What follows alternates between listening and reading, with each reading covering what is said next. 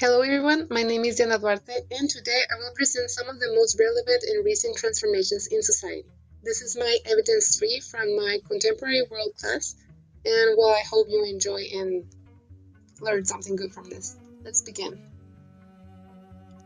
Okay, I will start by naming some events from the last decades which will later connect with some topics seen during the course, which will be explained through this video. First, we have the Hubble Space Telescope is launched in 1990.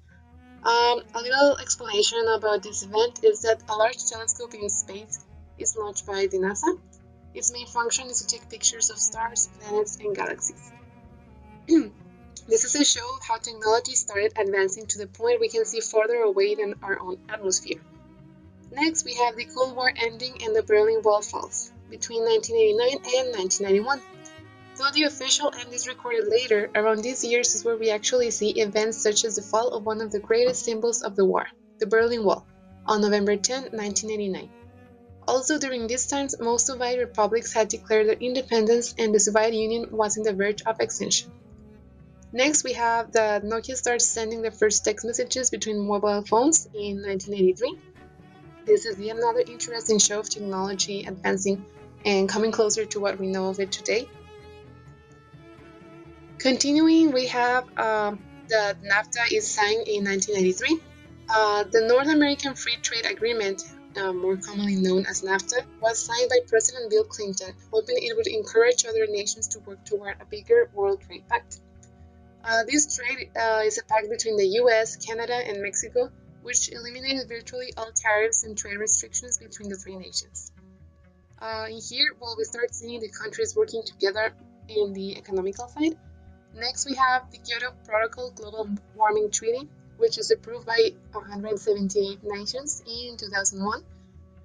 It's yet another show how the countries can get together for a common cause. And we start seeing the downside of technology around the world and how it is affecting our world. Changing to more drastic and unfortunate events, we have 9/11, or what we commonly know also as the Twin Towers, on 2001. On September 11, 2001, 4 airliners were hijacked by the Islamic extremist group Al-Qaeda, hijacked and carried out suicide attacks against targets in the US. 2 of the planes were flown into the towers of the World Trade Center in New York City, as I mentioned, known as the Twin Towers. A third plane hit the Pentagon just outside Washington, and the fourth plane crashed in Pennsylvania. Obviously, these attacks ended with many deaths and destructions. And here I have a video that will bring us back a little bit more to the news during that day. So let's see, shall we?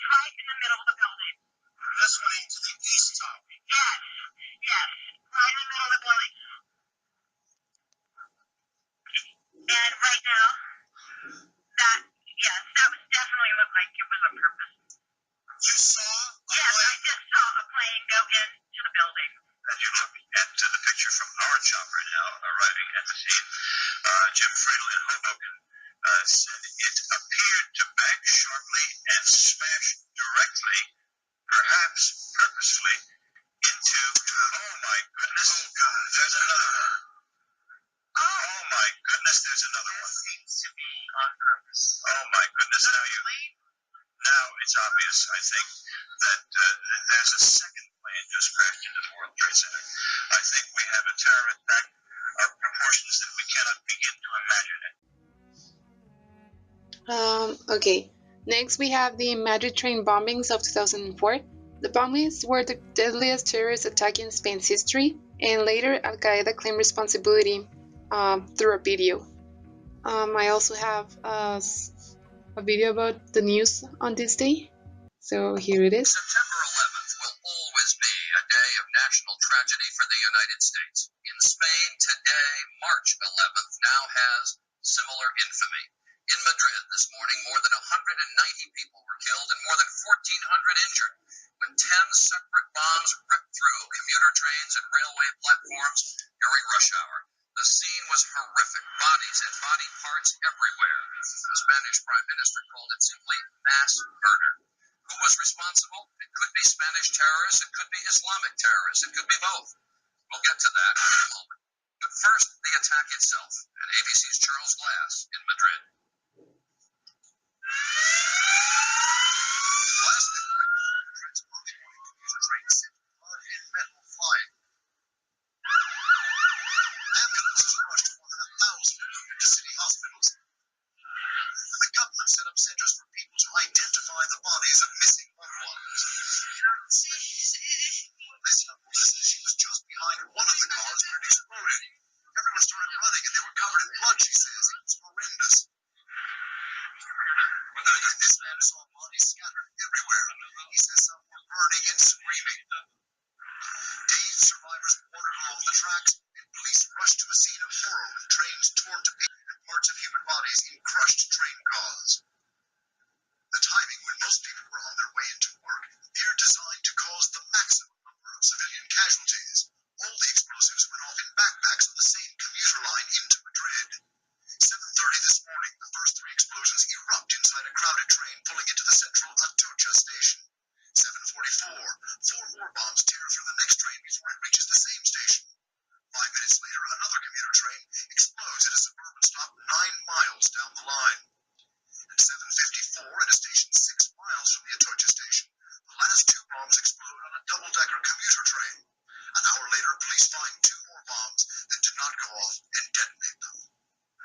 Within hours of this morning's explosion, Spain's newspapers were on the streets with special editions. The headlines say that this is the worst terrorist massacre in Spanish history, and they're calling today our 9/11. And finally, now our last event is to see the appearance of the famous iPhone on 2007. At the end of June, Apple released the iPhone, a device that can surf in the internet, take pictures, play music, send and receive email, and make calls. Well, it was really popular at the time, and it still is since it has changed during the years. So here is another great show of the advance in technology, and that displays more or less what we see today. Now, why did I choose to present these events? They are all related to the following definitions in one way or another, which are the following. First, we have globalization, which can be defined as a worldwide integration in relation with economic, trading, financing, and communications. This is definition, or well, this is a word that can somehow be mistaken for something else. People think that it means different things. So I have another video to explain this a little bit better.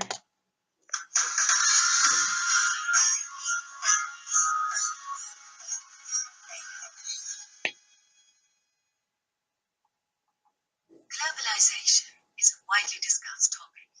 It is therefore not all that easy to explain such a complicated term in simple words.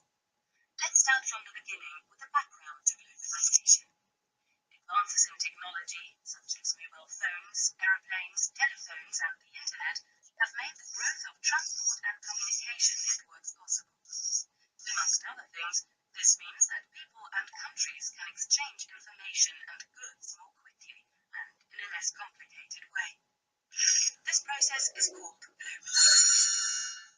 Globalization comes from globe and means the worldwide coming together of countries and nations. Because of globalization and this intense exchange of goods, people and the environment often suffer. If the company decides to move production to an economically disadvantaged country, people in industrialized countries lose their jobs.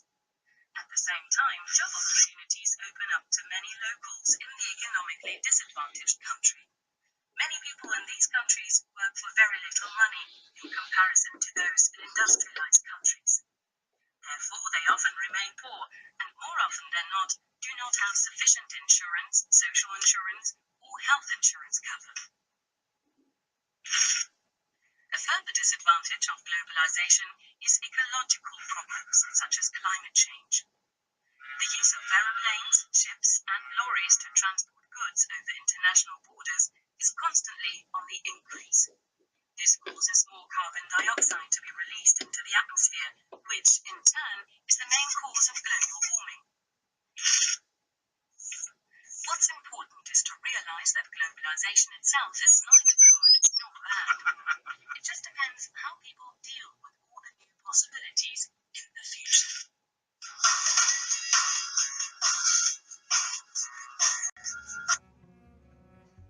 All right. The next term to describe is terrorism, which is the intended use of unlawful violence or threat to create fear or to intimidate while looking for the realization of political, religious, or ideological goals.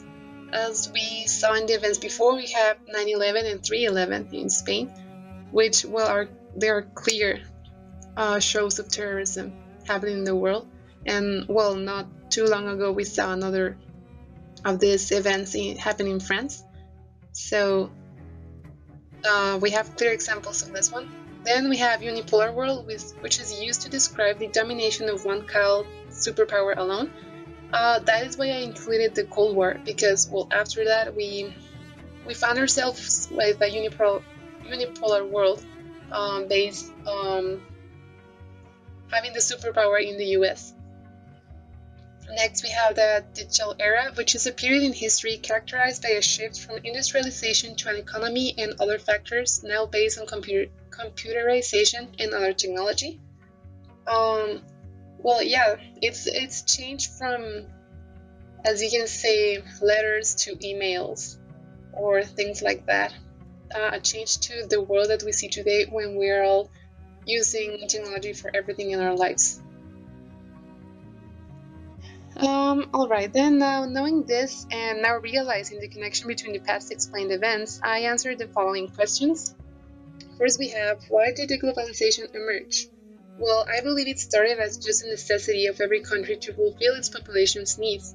And while it's obvious no country can supply everything, so they would start looking for other places to trade things, the things they don't have. And with it making the economy change and become more related and linked between the countries. This was helped by a great deal by technology, making the trade and communication easier, and it extended all around to help this exchange of information, supplies, knowledge, and everything. It was all easier now, and it all became the interrelations that we see nowadays. The next question is, in most cases, what caused the terrorist attacks of the 20th century? Well, I think that it was always linked to politics or old grudges between countries, or simply between groups that weren't in favor of following the now established laws.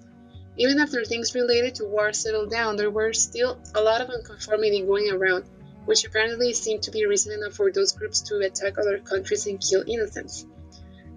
It is really nonsense to believe that by doing this you will accomplish what you want. There's no need for that, and if you don't agree with something, then if most of the world agree, I believe you need to be flexible and change your views, because the world is not going to change just because you want it to. Next we have, how does the end of the Cold War relate with the unipolar world? Well, as I was mentioning, it marks the end of the multipolarity and bipolarity seen before. Though it may not seem like much, the fact that the two giant blocks of communism and capitalism disappeared, it has a lot of significance. The US became the main dominating power, thus creating a unipolar world such as the one we live in nowadays. I read that it is believed that unipolarity will eventually lead back to multipolarity when other countries try to break the barrier of being below another country. I really think this can actually happen, because unfortunately or fortunately, people are not used to being controlled always, all the time. They also want to have that power. So probably this can happen in the future. And our last question. How has the digital era influenced today's society? Well, everything we see around us nowadays is related to the devices that appeared in the digital era. This event marked yet another change in technology where everything became related to electronics, linked to the internet and all that. We're now used to computers, cell phones, tablets, internet. We're used to how quick it all works, and I'm sure we all know how dependent we have become on such things, in both good ways and bad ways. As we can see in the picture, like it's already part of the evolution, but it shows more of a dependence, a bad type of dependence. But I think that if we use it the right way, it doesn't have to be something bad. It has a lot of advantages in the world. And I have another video about this, so here it is.